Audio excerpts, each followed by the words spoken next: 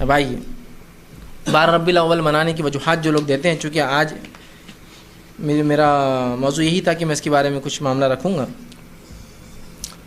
یہ محبت رسول کی علامت ہے، یہ عشق رسول کی علامت ہے. جو نبی سے محبت کرتا ہے عید میلاد مناتا ہے، جو نبی سے نفرت کرتا ہے اور فلاں کرتا ہے اور یہ فلاں اور فلاں، یہ لوگ اس کے منکر ہے، فلاں ہیں. سوال یہ ہے کیا واقعی میں نبی سے محبت عید میلاد منانے سے ثابت ہوتی ہے کسی بھی درجے میں؟ دیکھیے، سب سے پہلے کہ موضوع پہ آگے جاؤں، میں یہ بات کی وضاحت کرنا چاہتا ہوں کہ نبی اکرم صلی اللہ علیہ وسلم کی پیدائش کی خوشی ہمیں بھی ہے. ہم اس خوشی کے منکر نہیں ہیں، ہمیں بھی اس پیدائش کی خوشی ہے، لیکن وہ خوشی اور ہمارے غم شریعت کے تابع ہے پورے. نبی اکرم صلی اللہ علیہ وسلم کی پیدائش کی خوشی کسے نہیں ہے بتائیے؟ ایک منافق اور ایک کافر کو نہیں ہو سکتی. مجھے بھی خوشی ہے اس کی، لیکن میری ہر خوشی اور ہر غم تابع ہے شریعت کے. وہ کہیں گی تو مناؤں گا اور اس کا اظہار کروں گا، وہ نہیں کہیں گی تو رک جاؤں گا، ہے نا. ہر خوشی اور غم ہمارے شریعت کی تابع ہے. تو پتہ یہ چلا کہ نبی اکرم صلی اللہ علیہ وسلم خوشی تو ہر مسلمان کو پیدائش کی. سوال یہ کہ جو آپ بتا رہے محبت رسول کی علامت یہ ہے کہ اس طرح سے اس روز کو منایا جائے، عید منائی جائے، کھانا کھلایا جائے، جلوس نکالے جائے، جلسے کیے جائے اور صدقہ اور خیرات کیے جائے اور پتہ نہیں کیا کیا رسومات، عصر کے بعد سے مغرب تک فلاں اور عشاء کے بعد سے فلاں، فجر سے فلاں، یہ سب کیے جائے. سوال یہ ہے کہ اگر یہ واقعی میں حب رسول کی علامت ہے، محبت رسول کی علامت ہے، تو نبی سے سب سے زیادہ محبت کرنے والے لوگ کون تھے؟ میں اور آپ؟ نہیں. ہم نے تو کچھ بھی نہیں کیا رسول اللہ صلی اللہ علیہ وسلم محبت جیسی اس کا حق تھا. کیا کیا؟ نہیں کیا نا. ہم کو تو یہ تک سمجھ میں نہیں آتا وہ نبی جس نے ہمیں حکم دے کر جو ہے اپنے آپ کو غمزدہ کر لیا، انسانوں تک اپنے اللہ کے احکام پہنچا کر اس کے احکامات بآسانی ہم کو کتابوں کی شکل میں ملتے ہیں. وہ احکامات دیکھ کر کبھی یہ نصیب نہیں ہوتا کہ سوچ کے میں اس پہ عمل کروں گا. ٹھیک ہے، دیکھیں گے، کریں گے، ہوں گا، ابھی کہاں ہوتا ہے، کر لیا جائیں گا. یہ معاملہ ہے ہمارا. صحابہ محبت کرتے اس لیے جان دی، مال دیا، پیسہ دیا، بھی بچوں کو چھوڑا، اپنے سب کچھ قربان کر دیا، ہے نا. تو اگر یہ واقعی محبت رسول کی علامت ہے تو بتائیے مجھے کہ کتنے صحابہ نے یہ دن منایا کسی بھی درجے میں. میں اب اس میں کچھ وہ نہیں، کسی بھی درجے میں لسٹ اور ہائیسٹ جس کو بولیں کم سے کم اور زیادہ کس صحابی سے ثابت ہے کیا کسی صحابی نے اس دن کو کوئی ذکر کیا، اس دن میلاد کا جلوس کیا، اس دن رسم کیا، اس دن کھانا پکایا، اس دن جو ہے فلاں کیا، اس دن کوئی دعائیں کی، اس دن کچھ بھی کیا؟ مجھے ایک واقعہ دیجیے. ایک واقعے کی محتاج ہے ہم لوگ. تو مسلمان ہونے کے ناطے ہم تو جو ہے دلیل کے محتاج ہوتے ہیں نا، اللہ کی کتاب کے محتاج ہیں. صحابہ کے آثار آ جائے تو ہم آگے بڑھیں گے، ورنہ ہم تو فل اسٹاپ رہتا لگا دیتے ہیں.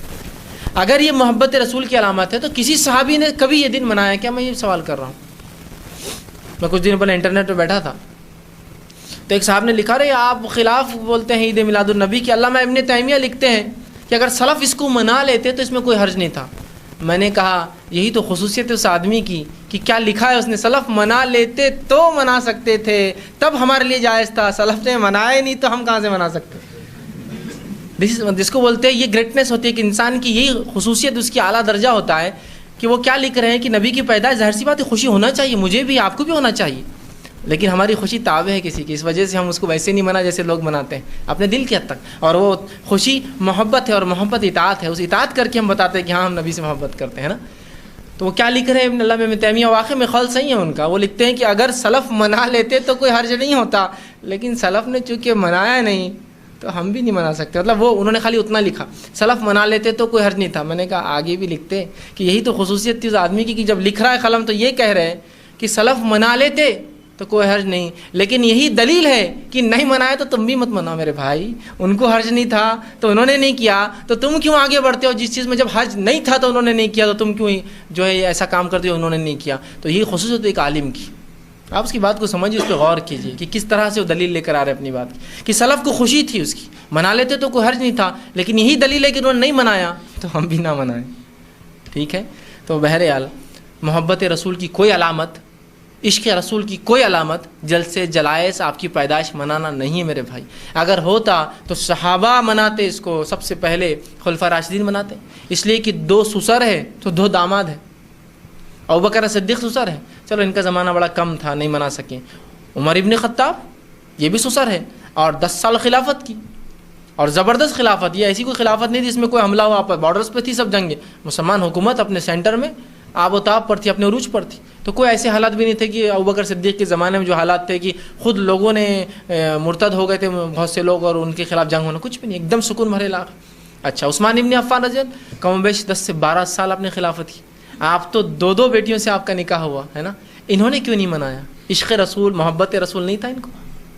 اچھا اس کے بعد علی بن ابی طالب رضی اللہ عنہ بھائی بھی ہے رشتے میں، آپ کے داماد بھی ہے، اپنے رسول سے محبت بھی کرتے ہیں، ان کے بڑے فضائل آتے ہیں حدیث کے اندر، انہوں نے کیوں نہیں منایا میرے بھائی؟ ان کو نہیں سمجھ میں آئی تھی؟ ارے چلیے اس کے بعد کے دور میں جو ہے صحابہ 110 ہجری میں آخری صحابی کا انتقال ہوا، 100 سال تک صحابہ رسول اللہ کے بعد جیے، کسی نے منایا کیا؟ اس کے بعد اماموں کا دور آیا اور امام احمد بن حنبل کم و بیش 240 ہجری میں انتقال کر گئے، تو 240 سال گزر گئے، کسی نے نہیں منایا۔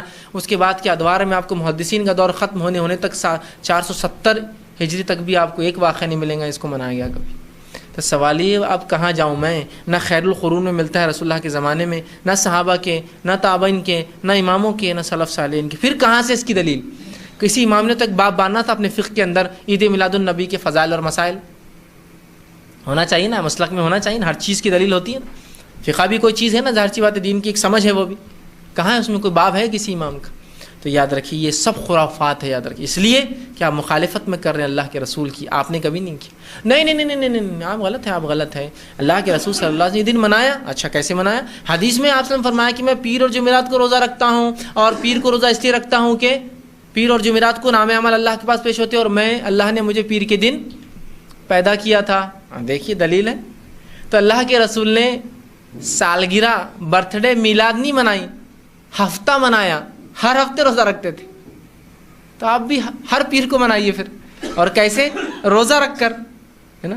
تو آپ پتہ چلا کہ اللہ کے رسول نے، اللہ نے چونکہ آپ کو پیدا کیا تھا اس کے شکر میں ہر اس دن روزہ رکھا جس دن آپ پیدا ہوئے، پیر کا دن، اور اس دن نام اعمال بھی دو باتیں ایک ساتھ ہو گئی تھی، آپ کی پیدائش اور نام اعمال جا رہے تھے اللہ کے پاس، دونوں مکس ہو گئے، تو کہا میں شکر میں کرتا ہوں کہ اللہ نے اس دن پیدا کیا، اور نام اعمال بھی اللہ کے پاس جاتے ہیں۔ تو ہفتہ منایا نا، آپ سالہ کیوں منا رہے؟